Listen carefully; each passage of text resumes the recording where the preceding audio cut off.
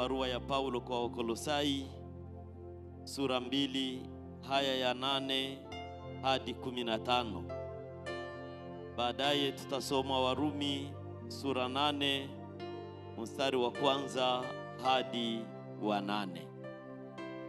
Tunaanza na Wakolosai sura 2 haya ya 8 hadi 15. Inasema, angalieni mtu asiwafanye mateka kwa elimu yake ya bure na madanganyo matupu kwa jinsi ya mapokeo ya wanadamu, kwa jinsi ya mafundisho ya awali ya ulimwengu, wala si kwa jinsi ya Kristo.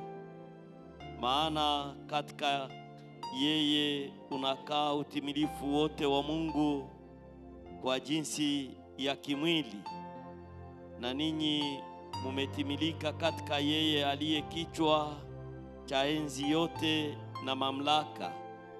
Katika yeye mumetahiriwa kwa tohara isiyofanyika kwa mkono, kwa kuuvua mwili wa nyama kwa tohara ya Kristo, mkazikwa pamoja naye katika ubatizo, na katika huo mkafufuliwa pamoja naye kwa kuziamini nguvu za Mungu aliyemfufua katika wafu.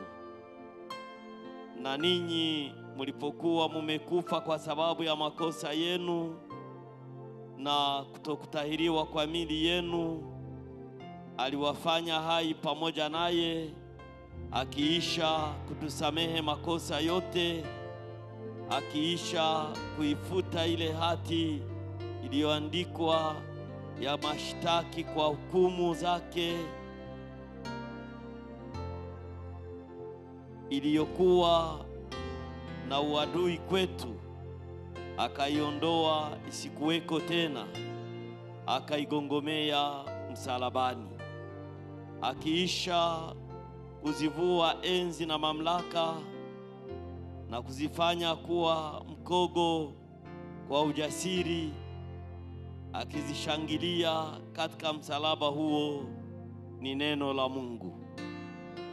Kwa Warumi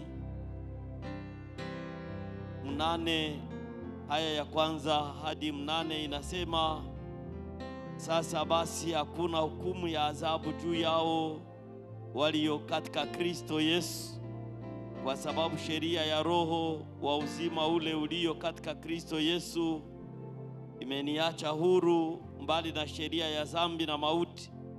Maana yale yasiyowezekana kwa sheria, kwa vile ilivyokuwa dhaifu kwa sababu ya mwili, Mungu kwa kumtuma mwanawe mwenyewe katika mfano wa mwili ulio wa dhambi, na kwa sababu ya dhambi alihukumu dhambi katika mwili, ili maagizo ya Torati yatimizwe ndani yetu sisi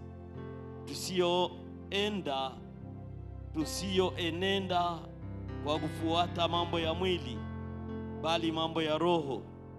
Kwa maana wale waufuatao mwili huyafikiri mambo ya mwili, bali wale waifuatao roho huyafikiri mambo ya roho. Kwa kuwa nia ya mwili ni mauti, bali nia ya roho ni uzima na amani. Kwa kuwa ile nia ya mwili ni uadui juu ya Mungu, kwa maana haitii sheria ya Mungu, wala haiwezi kuitii. Wale waufuatao mwili hawawezi kumpendeza Mungu, ni neno lake.